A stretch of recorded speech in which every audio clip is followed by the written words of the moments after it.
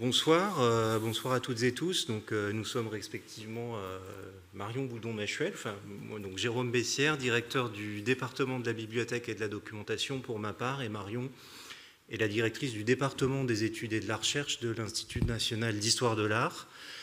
Nous sommes très heureux de vous accueillir ce soir donc, à l'auditorium Jacqueline Lichtenstein pour cette table ronde qui s'intitule Sur les traces des Thierry, édition numérique enrichie et plateforme d'annotation collaborative.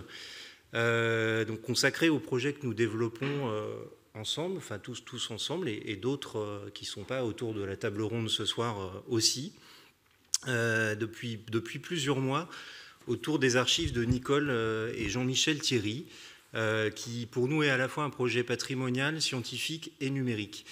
Le fonds Thierry est entré à la bibliothèque de l'INHA en 2 temps. Administrativement, c'était en 2017, par une décision de notre conseil d'administration, à la fin de l'année 2017, et matériellement, un peu plus tard, en 2021, qui est la date du transfert physique dans nos locaux. Ça nous a pris un peu de temps d'emblée, en fait, cette première étape. Nicole Thierry avait pris contact avec l'INHA en 2017 et j'avais envie de citer ces mots en fait dans son courrier d'intention de don d'octobre 2017 qui me semble résumer beaucoup de choses en fait. Je vous lis donc ces phrases. Suivant cela les souhaits de mon défunt mari Jean-Michel Thierry, je désire que le fonds d'archives photographiques que nous avons constitué au cours de quelques 50 années de prospection et de recherche archéologique entre dans les collections de l'Institut national d'histoire de l'art. Je souhaite donc faire don à votre institut de ce fonds et de la documentation qui l'accompagne et qui lui donne tout son sens. Depuis le début des années 50 et jusque dans les années 90, mon mari et moi avons sillonné le Moyen-Orient, Turquie, Syrie, Liban, Irak, Iran, le Caucase, Arménie, Géorgie, Azerbaïdjan, Daghestan et les Balkans, Grèce, Bulgarie, Roumanie, Yougoslavie, pour étudier les monuments byzantins, syriaques, arméniens et géorgiens. Nous avons, au cours de ces expéditions, recueilli une vaste document photographique comprenant plusieurs dizaines de milliers de photographies, photos en noir et blanc argentique, diapositives 24, 36 et 6,6, sur support numérique et film, sur l'architecture et les décorations peintes ou sculptées de ces monuments dont bon nombre ont aujourd'hui disparu en raison des intempéries, des tremblements de terre, de la négligence des hommes, jolie formule, voire dans certains cas du fait du vandalisme. Ce fonds s'accompagne des notes de travail, de plans, de croquis et de cartes. Alors, en fait, en reprenant ces phrases, finalement, on fait le même constat que Nicole Thierry il y a quelques années. On s'est trouvé devant un ensemble documentaire exceptionnel qu'elle nous a donné. Résultat, donc, effectivement, d'un demi-siècle de travail, d'un couple de chercheurs, lui-même exceptionnel, puisque c'était un couple de médecins, on va y revenir, je pense, dont les travaux d'archéologie étaient considérés comme pionniers par la communauté scientifique. Un fonds exceptionnel par son ampleur, et presque 100 000 photos, je crois, par le nombre d'années qui ont été nécessaires pour le constituer, par la diversité de ses supports aussi, et donc à ce titre-là, il est complexe pour nous à appréhender, et par son intérêt scientifique, bien évidemment, parce que les Thierry représentent un véritable levier en fait, pour renouveler les approches scientifiques sur ces territoires et l'ensemble des régions qu'ils ont visitées. Et puis aussi, et ce n'est pas le moindre des sujets, parce que les objets patrimoniaux que ce fonds recouvre ont pour partie disparu. On a donc à la fois mis un peu de temps à déplacer ces archives photographiques, ces archives tout court, dans nos murs, mais aussi mis pas mal de temps à trouver en fait l'angle pour exploiter ce fonds. Le 5e élément, c'est sans doute l'arrivée dans les murs de Sipana Tchakerian, qui nous a permis en fait de développer un projet d'exploitation scientifique, de numérisation pour la recherche, pourrais-je dire, qui va vous être présenté ce soir, mais je laisse la suite de l'introduction à Marion. Alors on fait un deux voix parce que c'est vraiment un des très beaux projets de codépartementalité entre le département des études et de la recherche et la bibliothèque.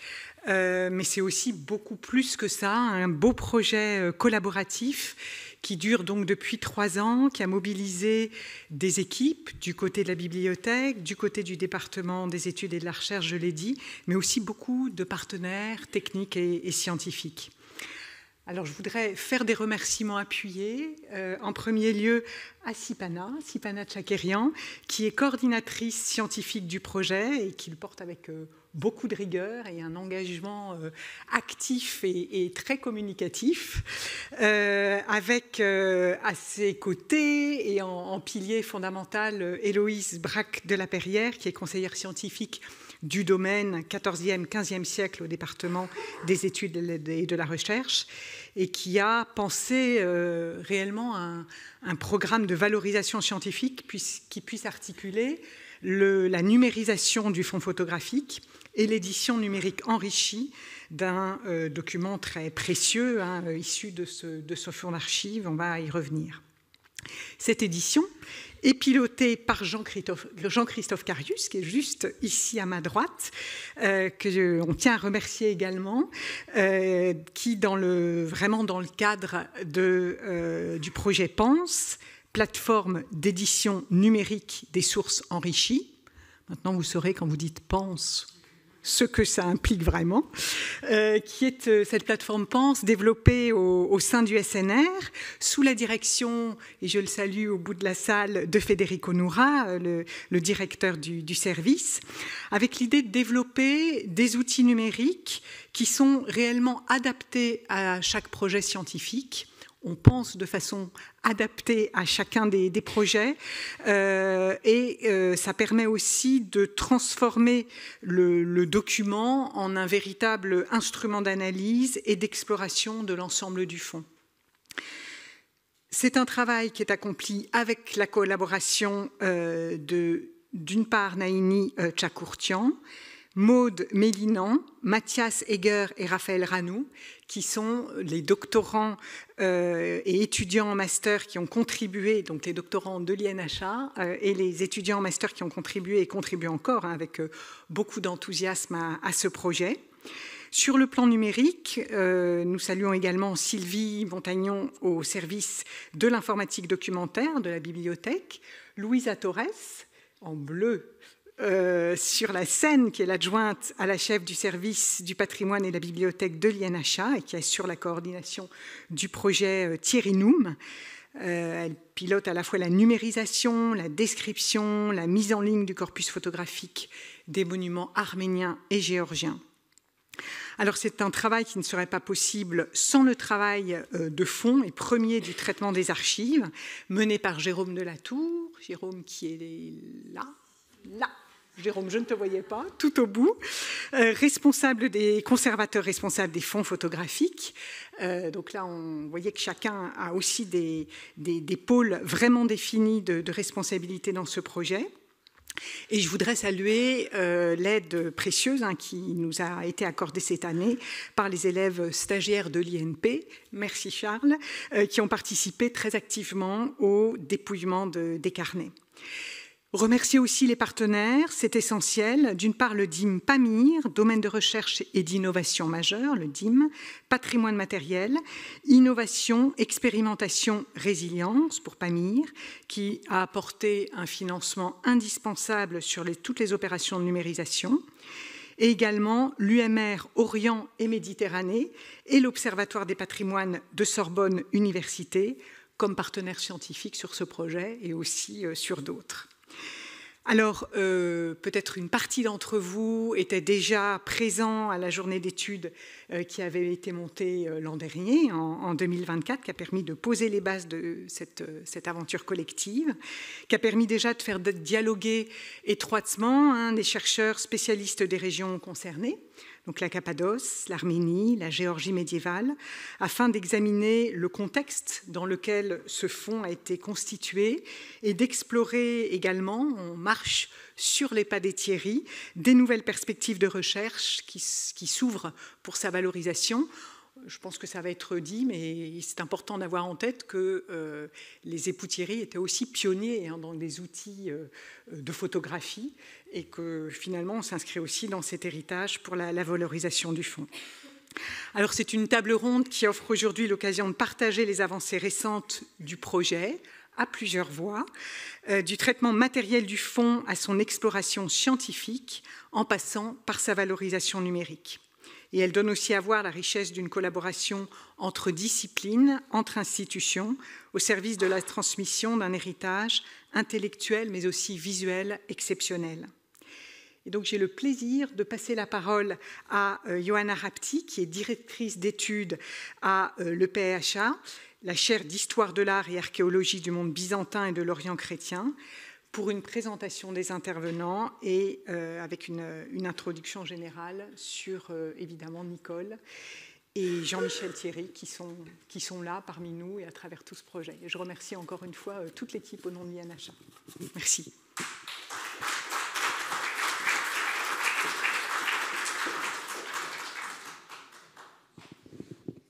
Merci beaucoup. Bonsoir à toutes et à tous.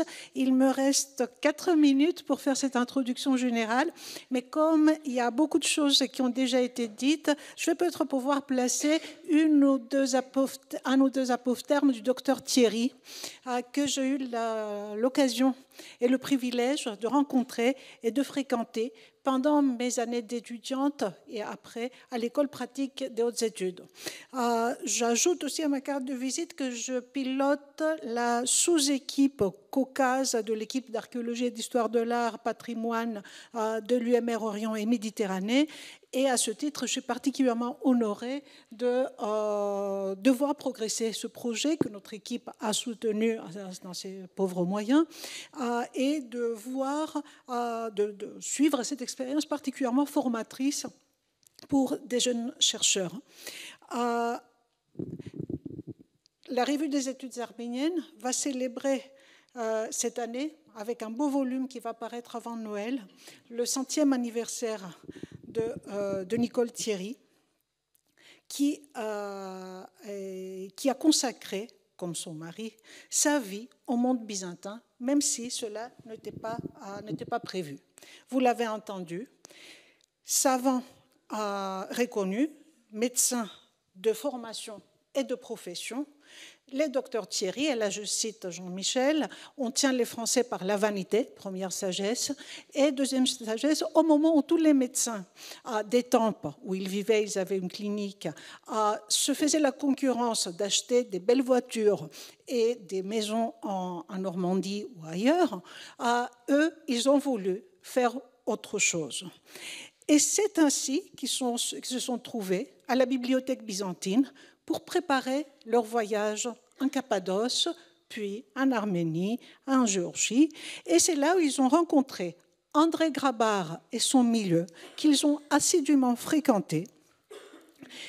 La preuve sont les notes, les comptes rendus de l'annuaire de l'École pratique des hautes études en ligne, où vous pouvez trouver beaucoup d'informations prosopographiques fort intéressantes. Comme beaucoup d'autres jeunes, des moins jeunes chercheurs, je bénéficiais de l'hospitalité de Thierry et de leur bibliothèque quand elle était encore à la maison, et j'en garde un souvenir notable. Qu'il me soit permis de rappeler, même si ça a été dit, les efforts de plusieurs acteurs pendant ce projet de longue haleine. La table ronde d'aujourd'hui est, après une première journée d'études évoquée en novembre dernier, est un jalon essentiel et prometteur pour la valorisation de ce fonds qui est à ses débuts. 4 interventions en mettront en lumière la richesse, l'originalité et le potentiel. Les 4 intervenants sont des spécialistes de domaines différents, mais travaillent tous en étroite coordination, ce qui est formidable, secondés d'efficaces équipes de collaborateurs. Ils représentent autant d'approches des archives et des approches méthodologiques. Cette entreprise dépasse les contours habituels d'une photothèque, vous l'aurez compris peut-être déjà, et permet de donner des dimensions nouvelles à la discipline de l'histoire de l'art. La présentation commencera par un bref aperçu du fonds Thierry et des enjeux scientifiques par Jérôme Delatour, archiviste paléographe chargé des collections photographiques de l'INHA, et Sipana Tchakirian, docteur de l'Université Paris 1, et depuis quelques jours coordinatrice scientifique à l'INHA, où elle a été pensionnaire pendant 3 ans. Tous les deux, Jérôme et Sipana, œuvrent pour la valorisation de ce fonds depuis 2022 grâce au soutien et à l'encadrement d'Héloïse Braque de la Perrière. La table ronde se poursuivra par la présentation des 2 volets complémentaires, des 2 nouveautés, le programme PENSE par Jean-Christophe Carius, ingénieur de recherche et au service numérique de l'INHA, et du programme Thierry Num par Louisa Torres, archiviste paléographe adjointe à la chef du service de patrimoine. Le temps ne suffira pas sans doute à épuiser toutes les questions générées par ces présentations, mais on pourra en poser quelques-unes et poursuivre la conversation lors d'une réception conviviale qui nous attend juste au-dessus, en salle Warburg. Donc, sans tarder, Jérôme. Merci, Yona. Alors, entrons dans le vif du sujet. Voici une photographie du fonds tel qu'il se présente encore dans nos locaux actuellement. Donc, vous voyez dans des contenants provisoires de déménagement. Comme il vous l'a été rappelé tout à l'heure, le fonds a été donné par Nicole Thierry en 2017, très vite accepté par l'INHA, et puis transféré assez tard à l'INHA en 2021, puisque entre-temps, il y a eu un long travail d'inventaire, de pré-inventaire sur place, dans la maison des Thierry à Étampes, et puis aussi l'épisode du Covid qui a beaucoup ralenti les choses. Voilà, donc concrètement, le fonds fait 38 mètres linéaires, environ 120 cartons comme ceux que vous voyez, qu'on appelle des cartons armiques, qui représentent, dans le jargon des archivistes, des 240 cartons cochards. Je ne sais pas si vous voyez ces petits cartons gris qui sont familiers des gens qui font des recherches en archives.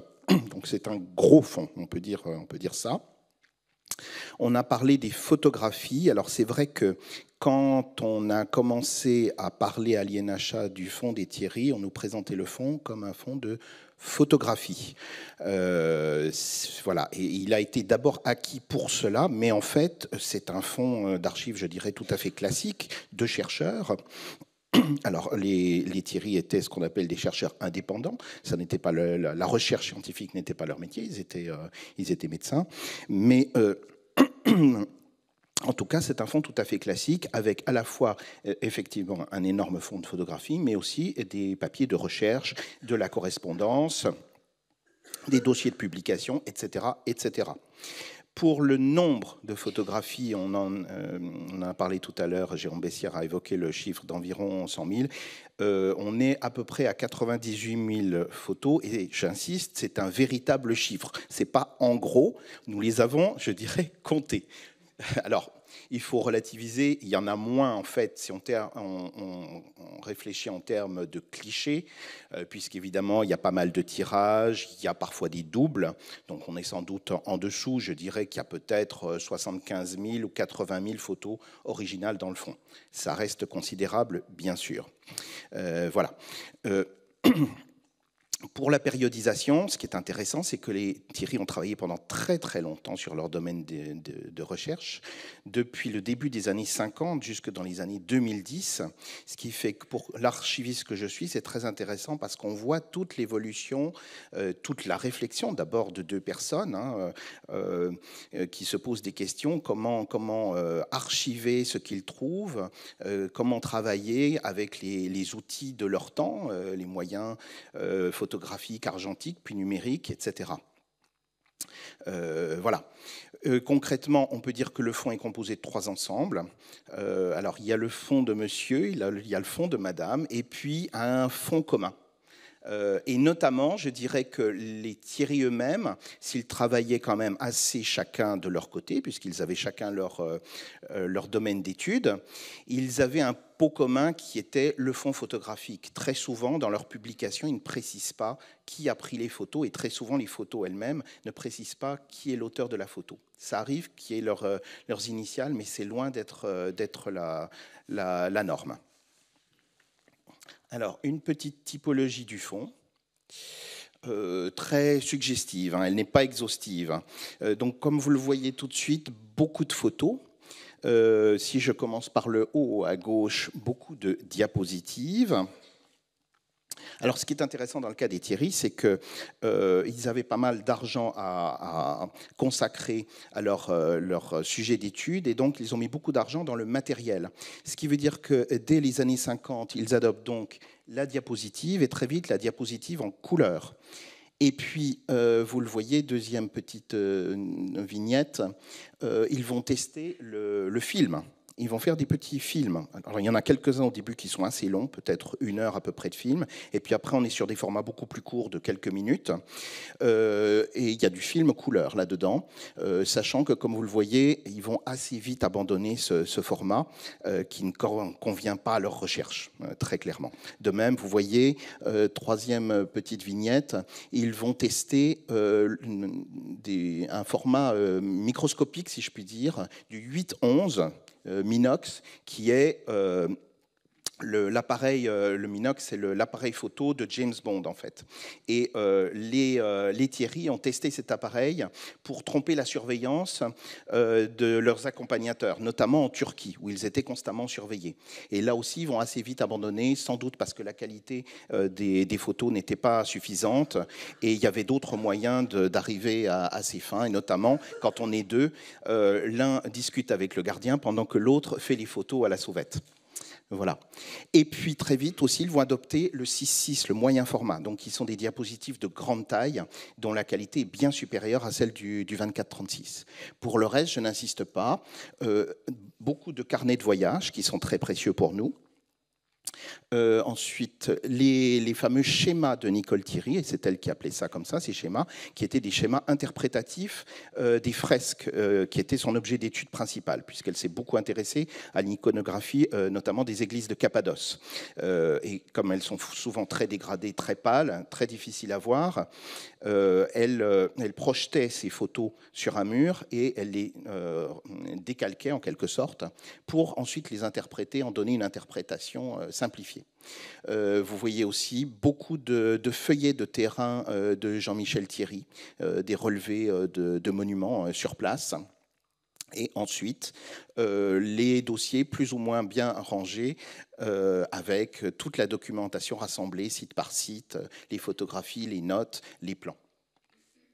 Voilà, je n'ai pas d'autres images à vous montrer, simplement 2 points généraux sur le fond.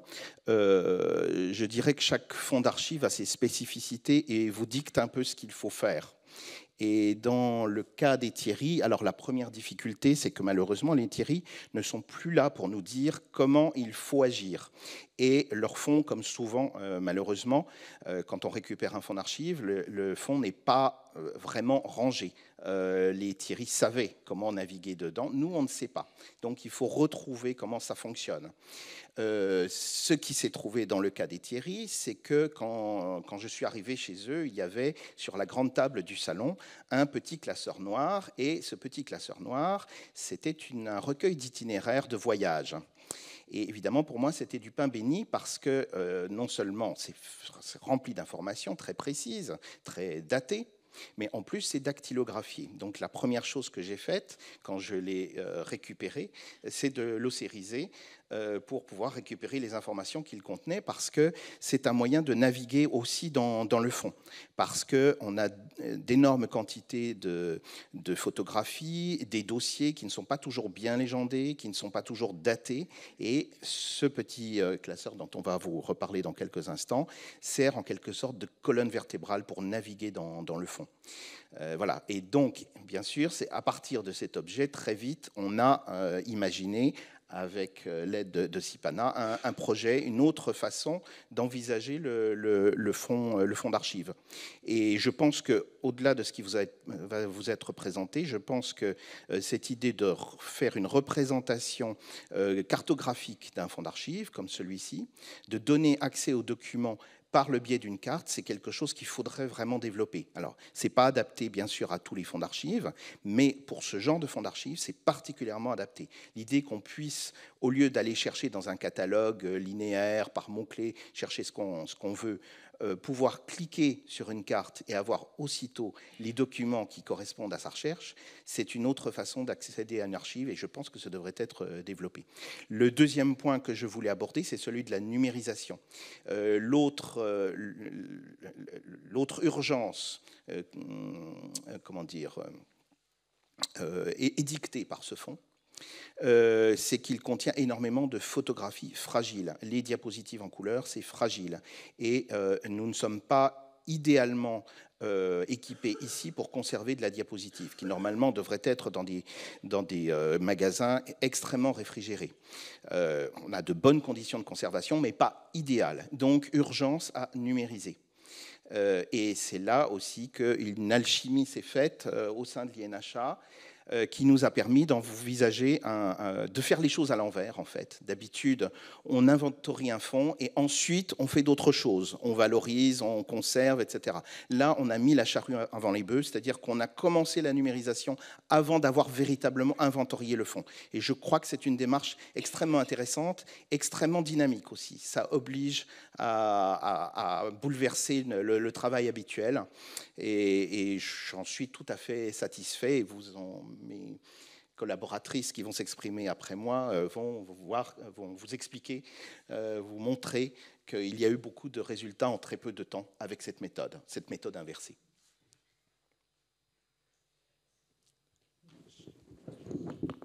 Pardon. Vous pouvez peut-être enchaîner, c'est pas là. Oui, bien sûr. Oui, alors... Merci beaucoup. Moi, je vais dire quelques mots sur d'abord les intérêts scientifiques de ce fonds.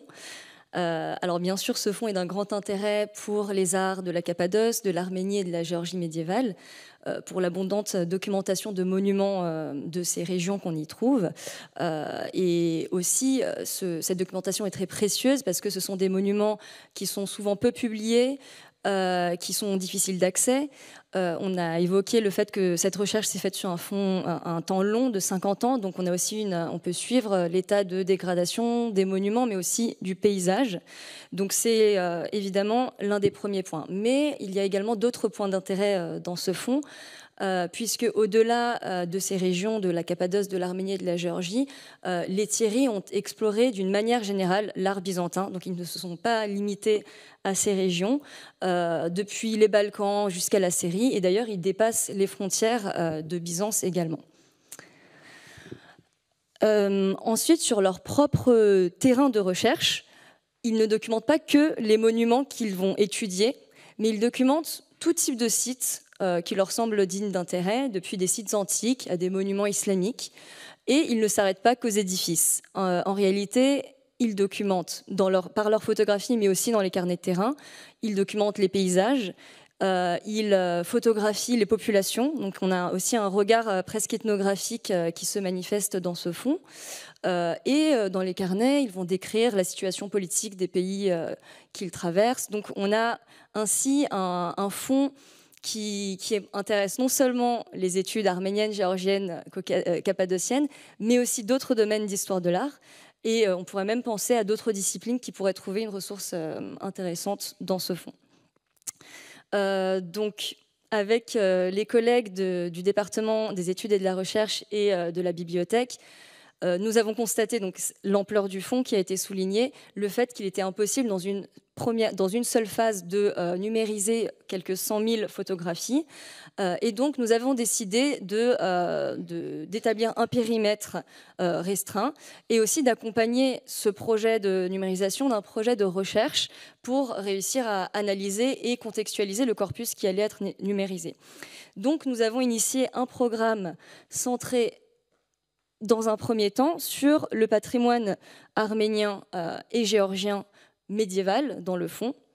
Donc en termes de photographie, c'est à peu près un peu moins d'un tiers du fonds.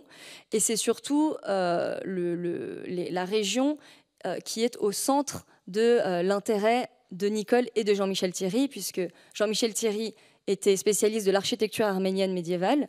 Nicole Thierry travaillait surtout sur les églises byzantines de Cappadoce, mais elle a aussi travaillé sur les décors sculptés et peints des églises arméniennes et géorgiennes.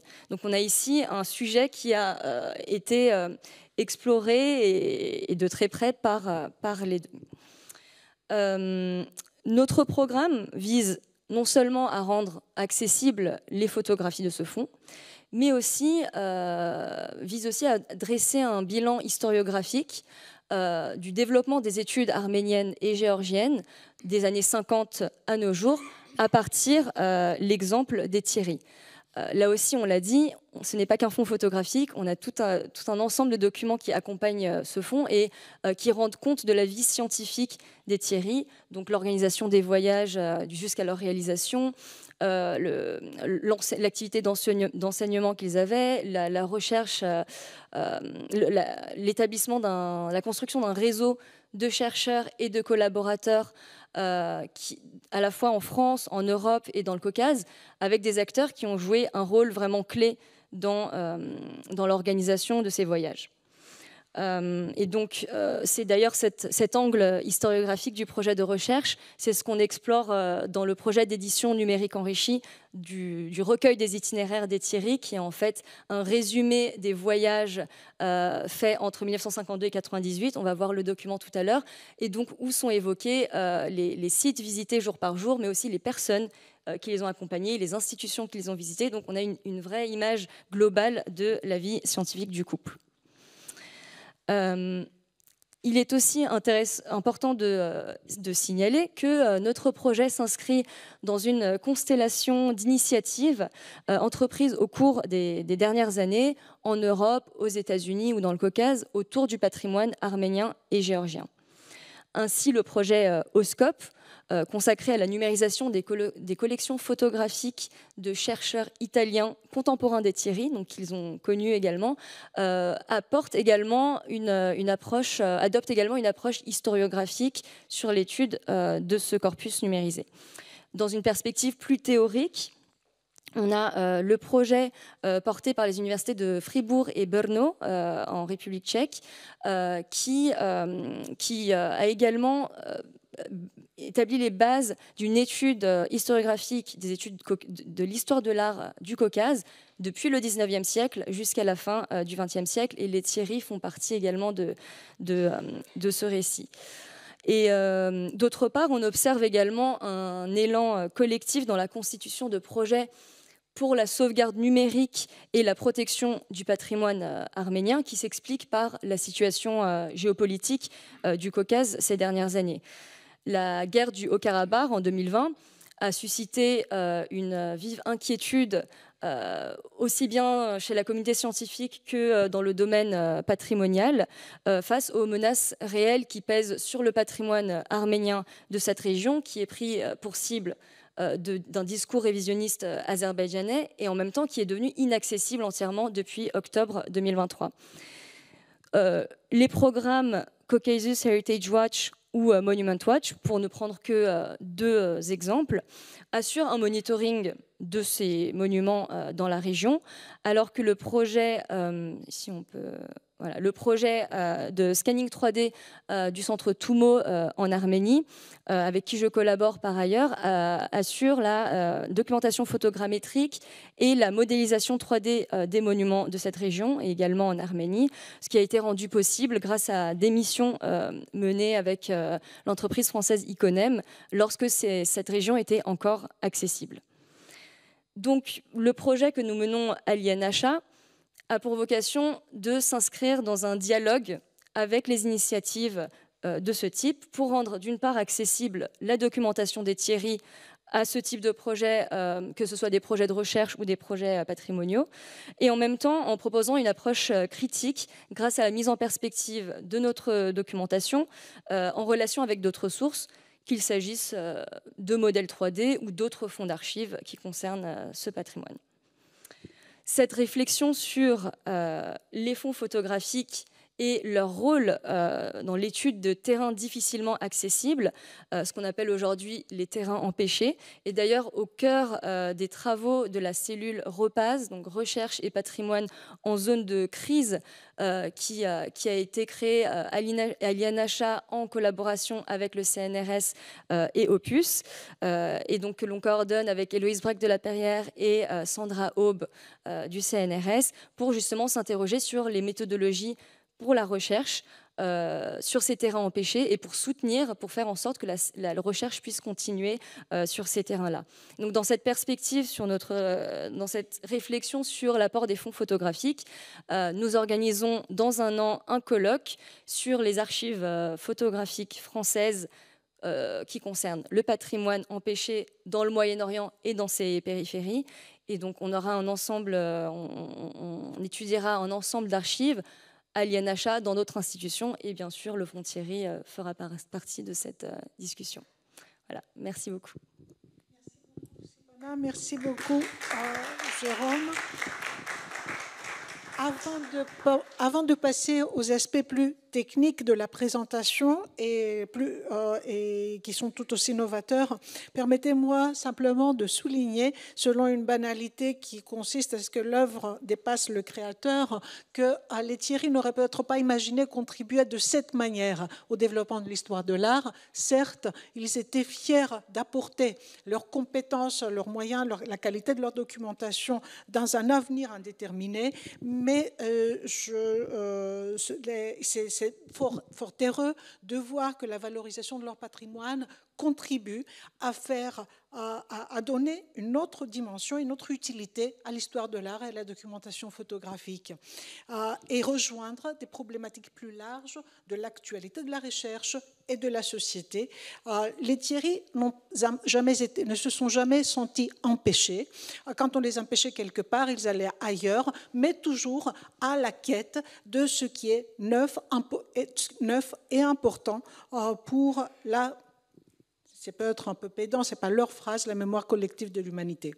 Je tiens aussi à souligner la complexité, la diversité de cette archive, et quels que soient les aléas de conservation, on peut se réjouir de la complémentarité de différentes composantes qui s'éclairent mutuellement, et du fait qu'en l'absence de Thierry, des personnes qui les ont rencontrées et qui en ont le souvenir, ainsi que la clarté de leurs travaux, permettent, donnent des gages de valorisation, une valorisation optimale de cette ressource. Donc, on va voir un pilote seulement, ou deux pilotes, avec les deux présentations. Jean-Christophe. Merci. On peut changer de diapo. Donc, le projet d'édition numérique de sources enrichies des itinéraires Thierry s'inscrit dans le cadre d'un projet plus global qui s'appelle PENSE. Donc l'idée, c'est de produire de l'enrichissement de sources. Je vais un petit peu expliquer ce que c'est, et puis éventuellement, ensuite, dans un deuxième temps, d'en faire des éditions numériques, c'est-à-dire de les publier en ligne pour les partager. Là, on a ajouté la photo d'une carte qui a été prise en photo dans la maison des Nicole et Jean-Michel Thierry à Étampes. Donc ce n'est pas un document qui fait partie du fonds. On ne sait pas obligatoirement encore aujourd'hui qui l'a produit, à quelle époque, mais c'est intéressant de le regarder parce qu'en fait c'est une manière de synthétiser les itinéraires, le rapport à la géographie qui a dû être produit suite au voyage. Et c'est peut-être quelque chose à mettre en relation avec ce recueil des itinéraires qui a été choisi pour faire l'objet d'une édition numérique de sources enrichies. Donc je vais vous présenter une vidéo un bout à bout de capture, d'interface et d'outils qu'on utilise dans le cadre du processus. Donc on va pouvoir le lancer. Donc c'est l'approche numérique et du traitement, de la façon dont on peut travailler avec le numérique dans le cadre des humanités numériques autour d'une source numérisée. Donc évidemment, ça commence par la numérisation des documents qui a été fait par le soin de la bibliothèque.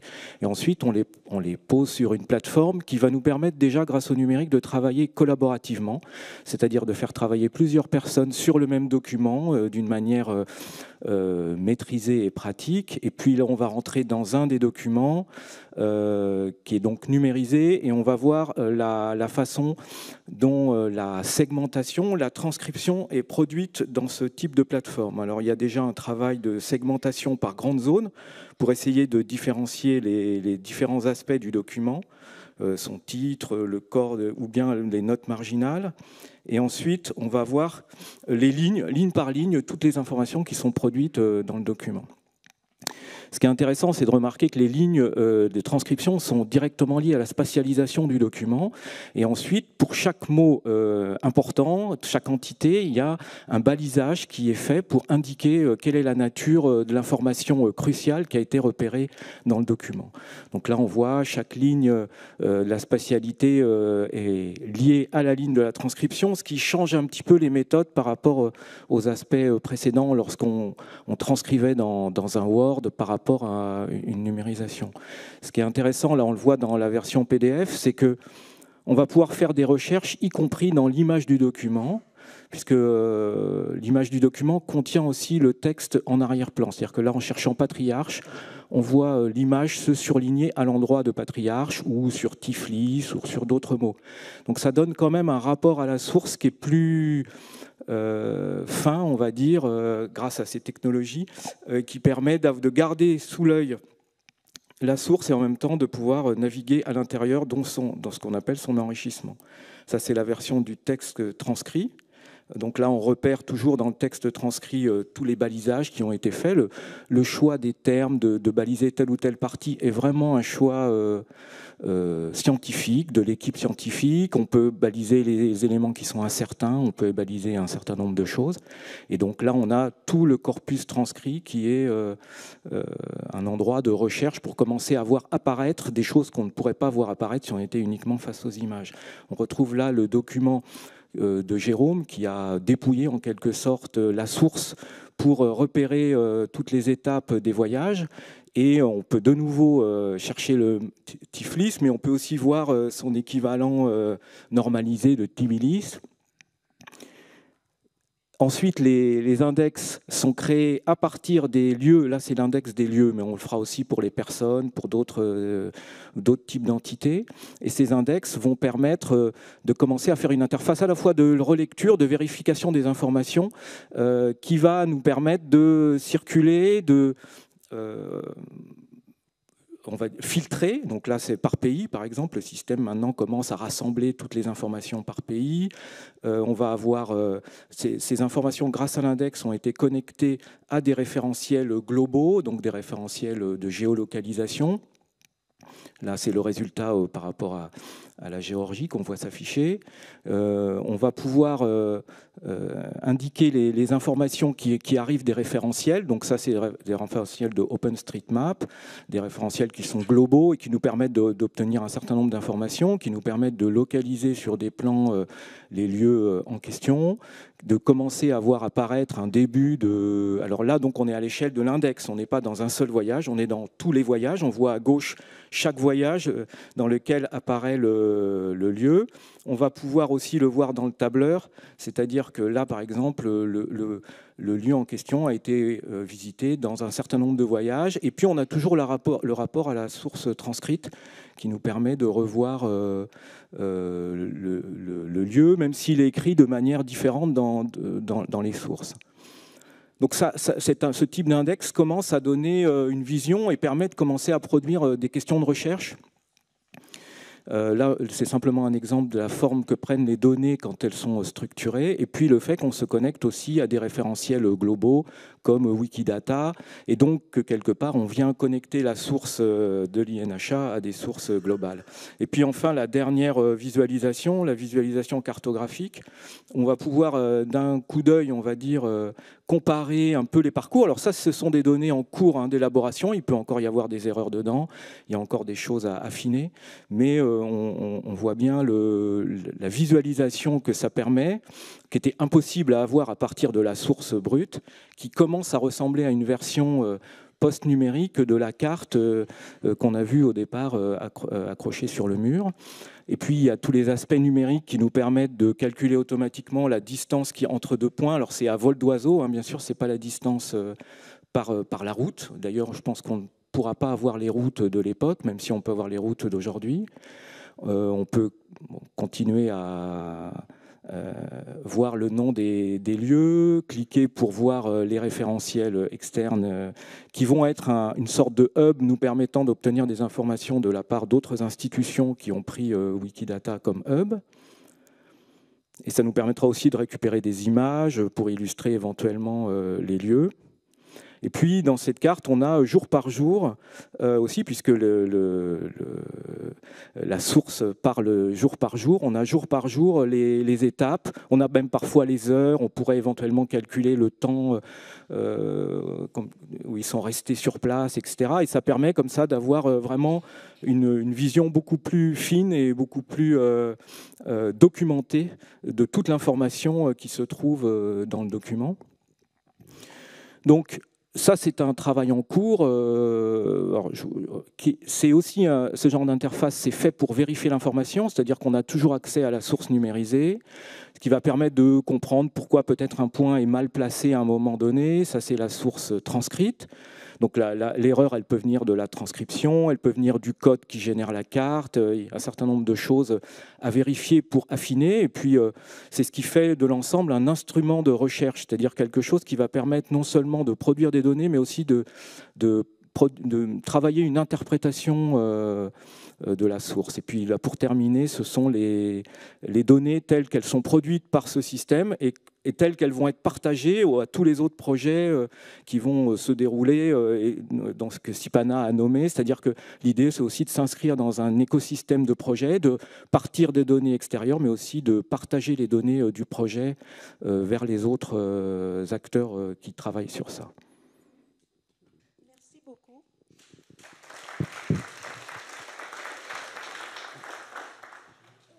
Jérôme n'a peut-être pas mentionné que les Thierry ont été parmi les premiers à se procurer un Mac au moment où le CNRS faisait l'économie de ces moyens technologiques. Et je pense qu'ils auraient été ravis d'être de nouveau à l'écume de jour.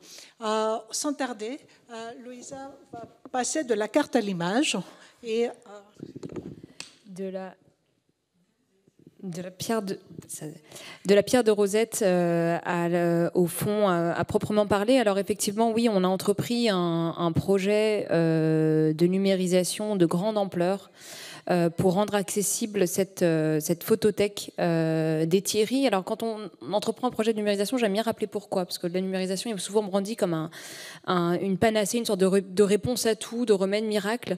Or, il est important au début d'un projet de se demander pourquoi on le fait. La collecte des archives des chercheurs, et la collecte des archives des Thierry en particulier, répond à deux enjeux. Conserver une mémoire historiographique des travaux de ces chercheurs, conserver une mémoire historiographique de l'histoire de l'art, et permettre la récupération, la remobilisation, le réinvestissement des données de la recherche, des données produites par ces chercheurs pour qu'elles puissent servir à d'autres chercheurs. Autrement dit, permettre que les chercheurs d'aujourd'hui puissent se servir du matériau collecté par les chercheurs du passé. Et dans le cas de données sur support analogique, on est souvent tenté de passer à la numérisation sans toujours se demander pourquoi. Dans le cas du fonds Thierry, c'était inévitable et c'était indispensable. Pourquoi ? Parce que l'archive photographique des Thierry, ce n'est pas un tas de photos, c'est une diapothèque immense. C'est un outil de travail constitué au fil de 50 années de travaux scientifiques, de pérégrination, d'exploration méthodique d'un territoire. Et c'est un outil ordonné, constitué selon des logiques identifiables, étudiables, pour servir à des travaux de recherche. Autrement dit, il y a une structure dans ce fonds. Un inventaire de ce fonds photographique peut permettre de lire de manière macro les logiques de constitution de ce fonds. Mais seule la numérisation permet réellement de voir à la fois la structure et de pouvoir descendre à la granularité de la photo et de s'approprier véritablement le contenu. Une diapositive, si vous me passez l'expression, ce n'est pas une donnée. Une diapositive, c'est un truc minuscule que vous ne pouvez pas voir en salle de lecture projeté sur un grand écran avec la machine qui fait cliché qu'on avait tous quand on était plus jeune, parce que nous n'avons pas ce type d'outillage en salle de lecture. Donc, au mieux, vous allez la regarder sur une table lumineuse dans sa dimension de diapositive et avec des couleurs inversées. Donc, prendre connaissance d'une diapositive, c'est déjà un exercice mental cognitif un peu particulier. Mémoriser et comprendre les logiques d'un fond de 80 000 diapositives ou même seulement 33 000 sur le corpus qui nous retient aujourd'hui, c'est en fait un obstacle cognitif. La numérisation, cette fois-ci, le permet. Ce préambule pour dire que en fait tout ça guide tous les choix derrière qui en découlent, tous les choix qu'on a fait de numérisation et de mise en ligne et de présentation de ce corpus photographique pour faire en sorte que la numérisation soit un véritable outil d'interprétation et d'appropriation cognitive de la photothèque des Thierry. Le fait qu'on a gardé l'architecture, on a choisi pas de numériser les photos les unes à côté des autres, comme une photo isolée. Vous n'allez pas afficher une photo avec sa propre légende, vous allez afficher des groupes de photos, parce que c'était les photos telles que les avaient groupées les Thierry, parce que c'était comme ça la logique de leur photothèque. Donc on a conservé leur cadre de classement, avec ses défauts, avec les choses qui ont été dérangées au fil du temps, et avec parfois les choses qu'on n'a pas forcément su remettre dans le bon ordre. On a numérisé les boîtes et les pochettes quand on a pu, pour que vous puissiez retrouver l'information qu'eux, ils avaient reportée sur une pochette, le fait que ces photos étaient ensemble pour une raison donnée qu'ils avaient pu inscrire sur une pochette. Dans la bibliothèque numérique, on a conservé le nom donné par les Thierry dans cette même logique de rester de présenter leur outil tel qu'ils l'avaient constitué, avec leur graphie, parfois avec leur faute de graphie éventuellement, et on a derrière proposé des graphies alternatives. Je ne vais pas rentrer dans tous les détails d'un projet de numérisation. Ceux qui ont numérisé des fonds patrimoniaux savent que c'est compliqué. Ceux qui ont numérisé des fonds de photos savent que c'est très compliqué. Ceux qui ont numérisé des fonds de diapos savent que c'est un cercle très spécial de l'enfer.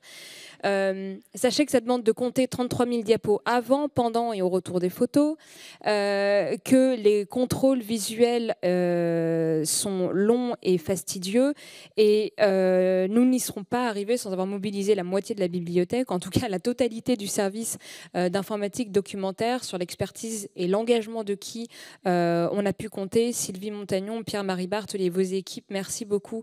Vous êtes au fond de la salle et je vous regarde. Merci beaucoup de votre soutien, et surtout de l'apport scientifique que vous avez eu au moment de décider des choses comme faire le choix de ne pas, de conserver des photos sous-exposées parce qu'elles étaient sous-exposées, parce qu'on ne rajoutera pas une couche de surinterprétation, alors que la numérisation en est déjà une par elle-même, pour conserver aux chercheurs d'aujourd'hui un accès le plus direct possible à la source. Alors, comment on passe de ça, ce que vous voyez là, c'est ça la photothèque des Thierry en fait. Vous voyez, c'est des boîtes avec des informations marquées sur la boîte qui sont reportées du coup dans ce qu'on appelle les métadonnées, donc les informations descriptives, si vous voulez, des lots numérisés. Et à l'intérieur, il y a des diapos. Et donc, on est passé de ça à la bibliothèque numérique. Et là, on a décidé de prendre le risque de la démonstration en direct, donc on va voir si ça marche. Mais normalement, c'est les 6000 premières photos du corpus arménien et géorgien qu'on a déterminé au départ sont en ligne. La suite arrivera courant 2026, dès le début 2026, je pense qu'on est à pied d'œuvre là-dessus. Pour le retrouver, c'est très simple. Vous allez dans la bibliothèque numérique, et là vous aurez différentes façons d'arriver sur le fond, mais on s'est dit qu'on allait vous plonger d'emblée dans un exemple. On va par exemple chercher le site d'Adichie dès la barre de recherche, et vous verrez qu'on tombe tout de suite en fait sur les résultats. Donc vous avez ici, en cherchant Adichie, vous tombez sur 2 ensembles photographiques qui chacun recouvre plusieurs photos, et chacun présente le titre qui est celui qu'avait indiqué les Thierry sur la boîte de diapo, ou l'onglet, enfin le bout de boîte de diapo, ou l'enveloppe de fortune qu'ils avaient utilisé pour conserver les diapos. Si on en prend un en particulier, vous verrez qu'en cliquant sur le petit plus, vous aurez la totalité d'un titre que nous avons restitué avec l'ensemble des variantes de graphie, de translittération que nous avons choisi de retenir pour cela, ce qui vous permet d'interroger du coup la bibliothèque numérique, j'allais dire dans la graphique que vous voulez, enfin dans le système de translittération que vous voulez, et vous permettre de retomber sur les photos. Vous voyez d'emblée qu'on vous indique les dates. Alors le système de classement des Thierry était par lieu, donc il peut y avoir, on l'avait vu, il peut y avoir des photos prises à des dates différentes, parfois très éloignées dans le temps pour un même lieu. En l'occurrence, c'est pas le cas pour cet exemple-là, mais ça pourrait l'être pour d'autres. Et vous avez toutes les années de l'ensemble de ces qui correspondent à cet ensemble de photographies. Vous voyez qu'il y en a 29, et si vous cliquez sur l'image, vous arriverez dans la visionneuse, que vous pouvez grossir autant que fois ou que le format de l'image le permettra. Et je vous conseille aussi de commencer par la vue en bas en mosaïque, qui vous permettra de voir d'emblée l'ensemble des photographies dans le fond. Dans ce segment du fond qui avait été intitulé Adichie Magvaris sans archange, je suis désolée, je le prononce très mal, par les Thierry. Ce que vous voyez, c'est qu'il y a derrière une grande diversité d'objets représentés par ces photographies. Vous allez pouvoir évidemment cliquer sur chacune pour les voir en plus grand et dans le détail. Ce que vous voyez aussi, c'est que chacune de ces photographies n'a pas un titre individuel. Nous n'avons pu aller à ce stade du projet qu'au nommage de l'ensemble de cet ensemble de 29 photographies et ainsi de suite pour les 33 000 qui sont de la même façon regroupées par ensemble. Mais chaque photo n'a pas une légende individuelle. Donc si vous cherchez église romane arménienne 12e siècle, vous n'allez pas tomber sur un ensemble de photos qui correspond. Ça, ce sera uniquement si on a pu légender ces photos avec ce type de légendage-là. Et c'est là qu'on a besoin de vous.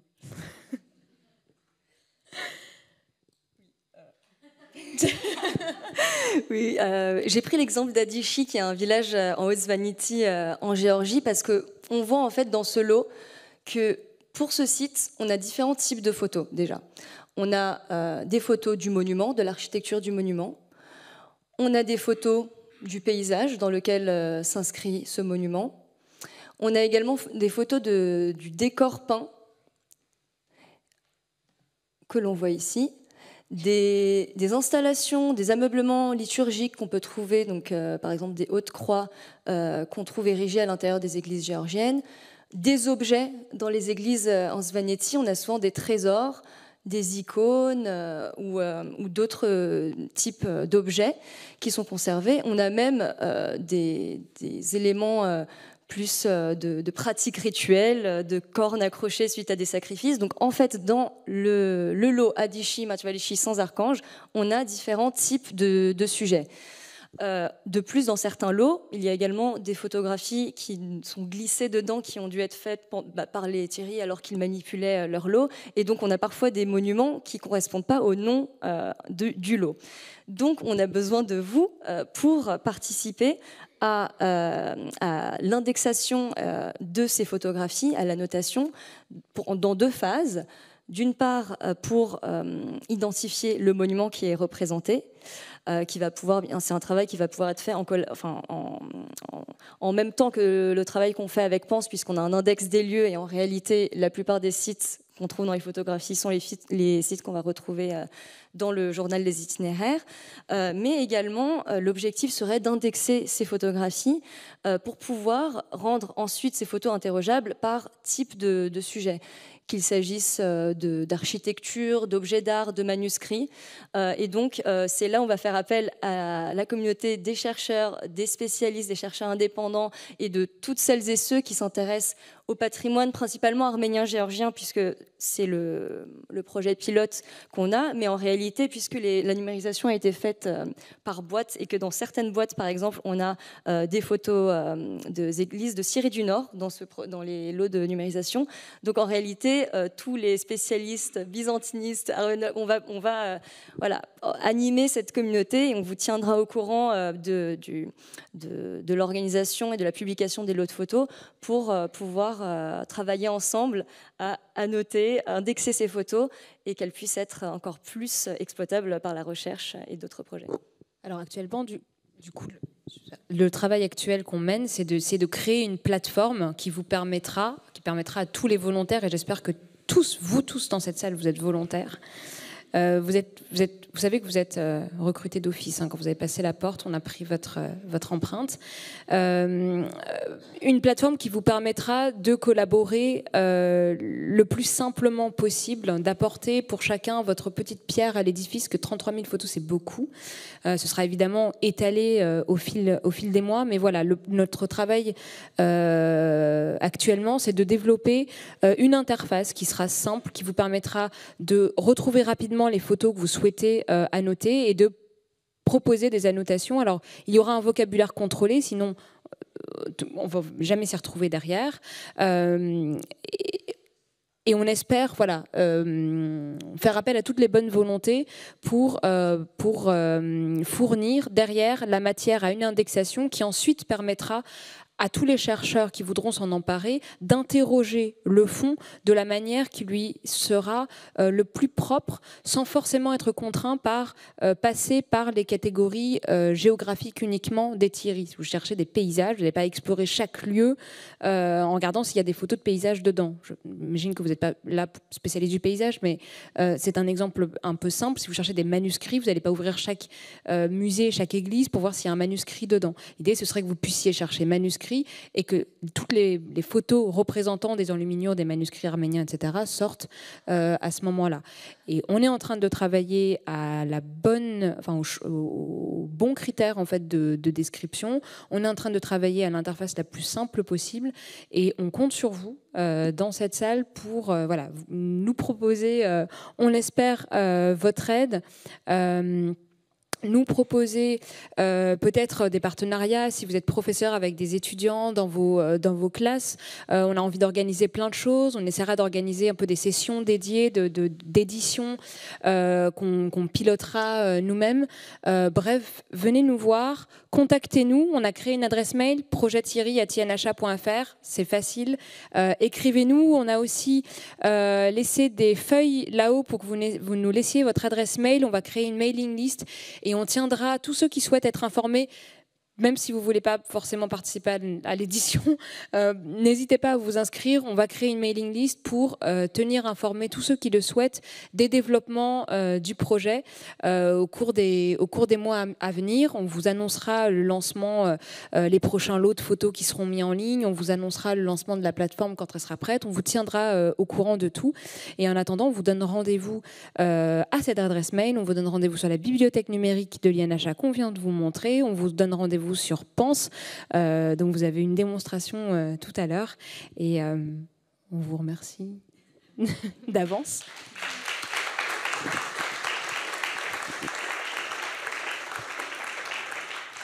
Louisa, vous n'avez pas dit qu'on ne sera pas noté, donc l'erreur est pardonnée et le défi est là et je commence, je ne vais pas faire de mot de conclusion à part saluer l'originalité de cette initiative qui est à ma connaissance inégalée et participative. Je dirais deux mots, je retiendrai deux mots, matérialité et mémoire. J'ai beaucoup apprécié la spatialisation du document, c'est ce qui est extrêmement gratifiant pour les historiens de l'art qui ont souffert de la tyrannie des documents. La spatialisation du document avec le projet Pense et l'appel à réagir aux photographies permettent, je pense, de mieux comprendre ces latitudes parcourues par les Thierry et la morphologie des lieux documentés, ainsi que la morphologie du document même. L'appel à la réception active et non passive devant l'écran me paraît une piste extrêmement prometteuse et amène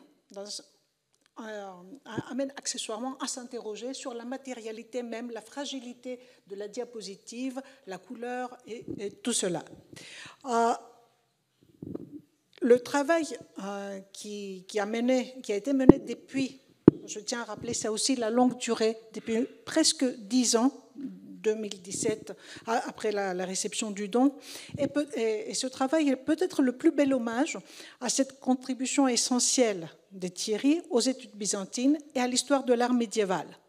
En marge ou insoupçonné par les dialogues de gestion et la planification de la recherche, et c'est une belle surprise, qui montre l'influence, qui est une reconnaissance tardive, certes, mais essentielle, de Thierry dans le paysage académique et précieuse pour la connaissance du patrimoine caucasien, aussi intéressante, aussi importante pour les spécialistes et la société. Qu'il me soit permis de rappeler les nombreuses personnes qui ont participé à ce projet, certains, on a entendu les noms de certains, d'autres non, et surtout la bienveillance d'Éric Dechassé et de France Nerlich au commencement du projet, les efforts d'Isabelle Marchesin et la détermination efficace d'Héloïse Braque de la Perrière, encore une fois. Le mérite de l'INHA et de tous les acteurs ici présents, nommés ou pas nommés, pour la valorisation du fonds des Thierry, va bien au-delà de la mise en ligne et la mise au point des outils scientifiques et documentaires. Il revient à capter un temps long où se télescopent les temporalités des objets photographiés, des objets photographiques et des regards de leurs créateurs. Il revient à perpétuer une mémoire dense et sensible, matérielle et intériorisée que, en participant à la plateforme collaborative, nous arriverons aussi à partager. Merci.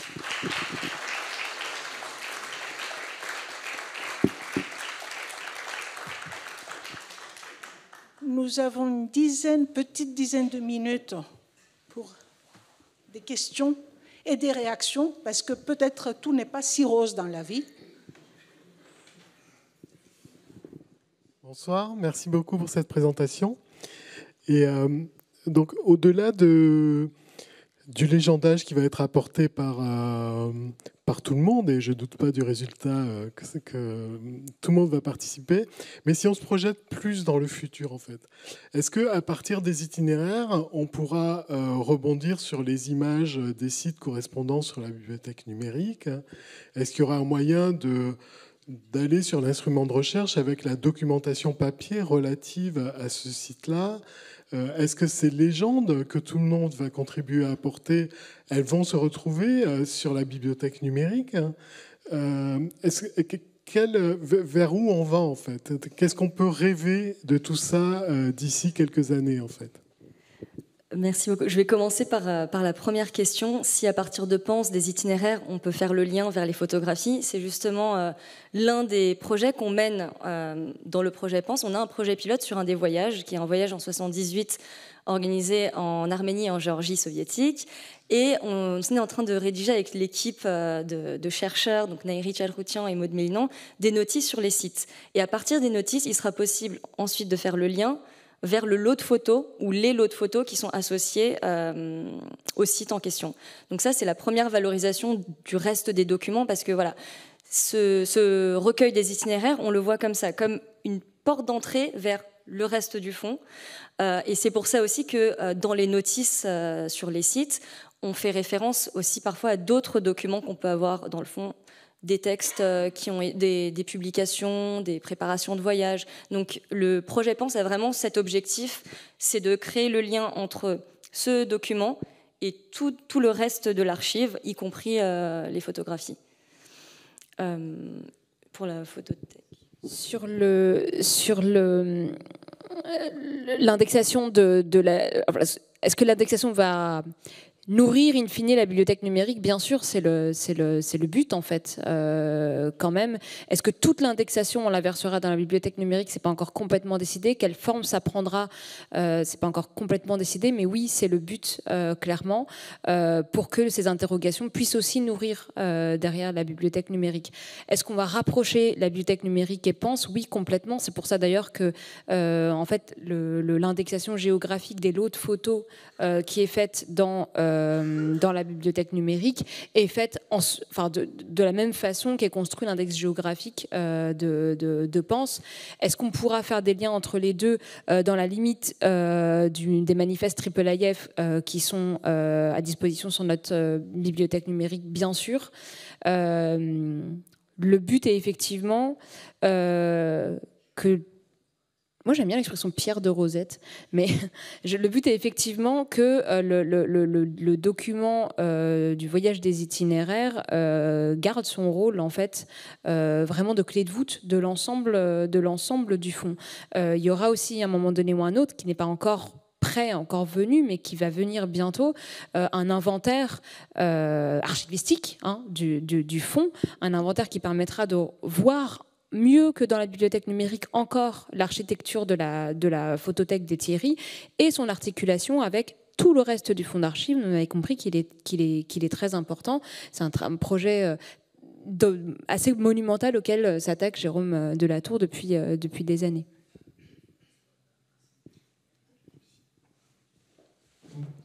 Si je peux ajouter un mot, il faut bien avoir à l'esprit que ce recueil d'itinéraires est un recueil, c'est une collection, c'est un choix fait par les Thierry de leurs voyages les plus importants, mais ça n'est pas un document exhaustif. Ça, on le sait parce qu'on a des carnets de voyage qui relatent des voyages qui ne sont pas dans ce recueil. On a des photographies, de très nombreuses photographies de voyages qui ne sont pas non plus dans ce recueil. Donc c'est une porte d'entrée, mais elle n'ouvre pas sur l'ensemble du fond. Et donc il faut faire très attention là-dessus. C'est un document un peu en trompe-l'œil. C'est peut-être une petite facétie des Thierry.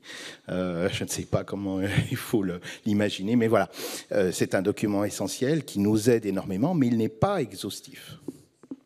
Pourtant, il n'est pas du tout fantaisiste. J'aurais dû le dire en amont, l'année dernière, grâce à l'initiative de Sipana, on a fait une sorte d'archéologie expérimentale, de reconstitution d'une journée Thierry, pour voir si c'était faisable de visiter les 11 monuments qu'ils notaient, qu'ils enregistraient dans cette journée. On a réussi à -1. Mais on a compris que c'était faisable et on a restitué leur voyage, leur journée, du matin au soir, heure par heure, ce qui était à la fois gratifiant, intéressant et d'une effrayante constance. Et oui, parce qu'il faut dire que les Thierry se levaient souvent à 5h30 du matin. C'était leur norme, je dirais, dans les bonnes années. C'était un rythme de voyage intense. Et ils pique-niquaient sur place, sur le monument, sur le site.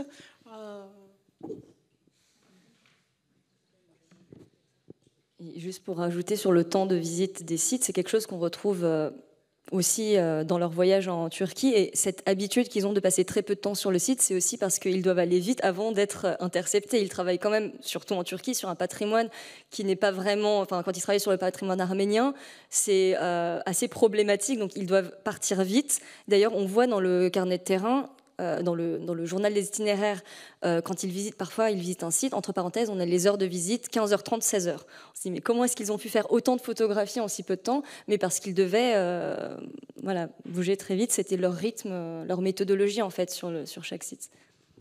Si vous êtes prêts à commencer la notation, le premier atelier, c'est en marge du buffet de la réception.